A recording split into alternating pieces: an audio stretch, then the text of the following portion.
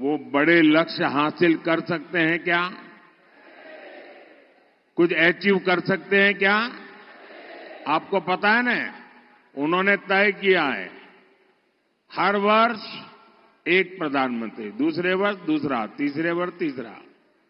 बताइए साथियों, मैं जब एक भारत श्रेष्ठ भारत की बात करता हूं तो कांग्रेस के शाहजादे को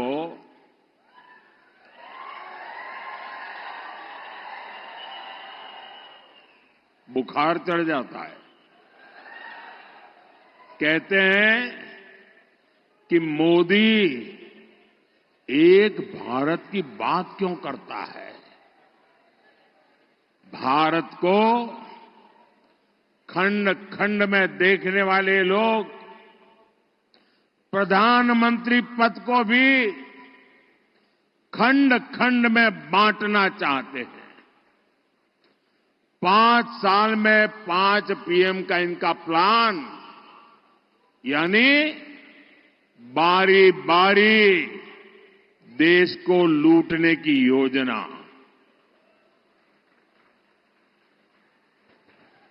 मैं जरा लातूर के भाई बहनों से पूछना चाहता हूं, क्या ऐसे लोगों को रत्ती भर भी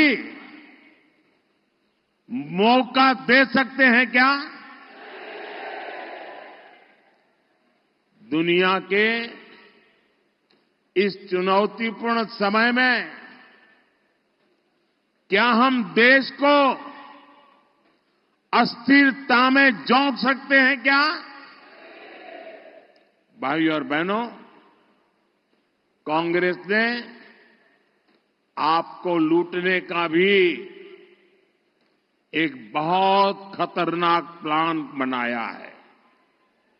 कांग्रेस कहती है कि वो पहले देशवासियों की कमाई का एक्सरे करेगी,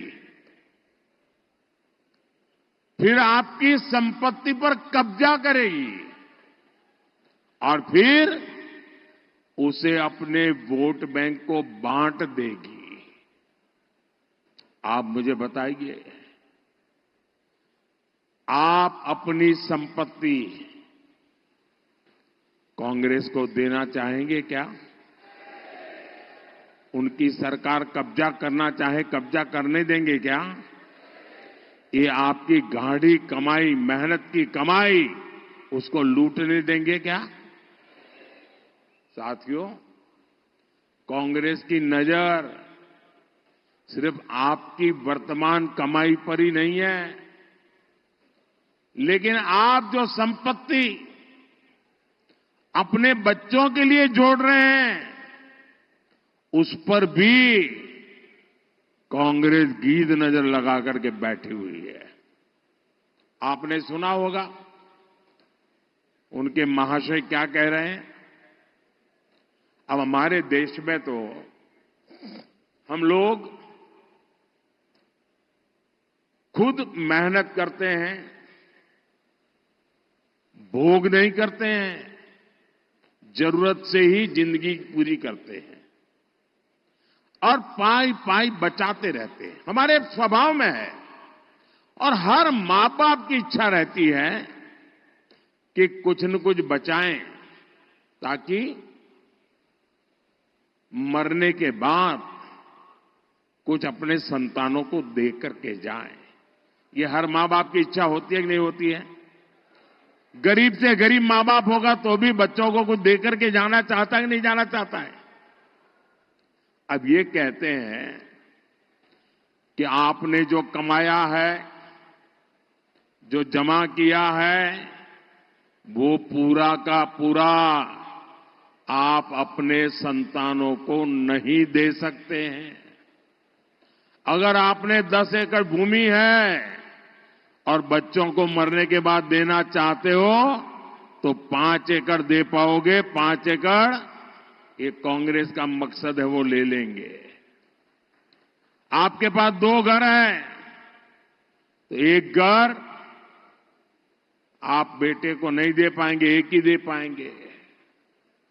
और इसलिए वो इनहेरिटेंस टैक्स लगाने की बात करते हैं। जो मरने के बाद आपकी संपत्ति बच्चों को मिलने वाली है, उसमें से आधे से ज्यादा 55% वो मार लेंगे। क्या ऐसे कातिल पंजे जो आपकी मेहनत की कमाई को लूटना चाहते हैं, ऐसे पंजे को कहीं पर भी जगह मिलनी चाहिए क्या? आज पूरा देश जानता है, ये कांग्रेस पार्टी के शाही परिवार ने अपने बच्चों के लिए कौन सी विरासत छोड़ी। ढेर सारा पैसा, देश के प्राइम लोकेशंस की जमीनें, पावर और प्रिविलेज। और कांग्रेस पार्टी के शाही परिवार ने 6 दशक में देश को कौन सी विरासत दी? देश को विरासत में वो गरीबी के सिवा कुछ नहीं दे पाए हैं। अरे शौचालय जैसी मूलभूत सुविधाओं का अभाव। साथियों, आज आप किसी भी दिन अगर टीवी देखिए, अखबार उठाइए, ऐसी अनेक खबरें होती हैं जो बताती हैं कि हमारा देश, भारत कैसे तेजी के साथ आगे बढ़ रहा है। और अभी शिंदे जी कुछ वर्णन कर रहे थे। कोई न कोई सेक्टर, चाहे मार्केट हो, मैन्युफैक्चरिंग हो, स्पेस हो, डिफेंस हो, कोई न कोई अच्छी खबर, विकास की खबर, हमारे भविष्य को मजबूती देने वाली खबर, कोई न कोई नया रिकॉर्ड बनता हुआ हर दिन कहीं पढ़ने को मिलता है, कहीं सुनने को मिलता है, कहीं जानने को मिलता है। लेकिन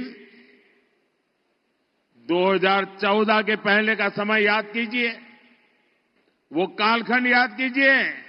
और ये जो फर्स्ट टाइम वोटर है ना, जो पहली बार मतदान करने वाले हैं, उन मेरे नौजवानों को मैं खास कहना चाहता हूं, आप उस समय 8 या 10 साल के होंगे। और इसलिए उस समय क्या हाल था, वो शायद आपके स्मृति में नहीं होगा, आपके ध्यान में नहीं होगा। और आप तो गूगल की दुनिया के लोग हो।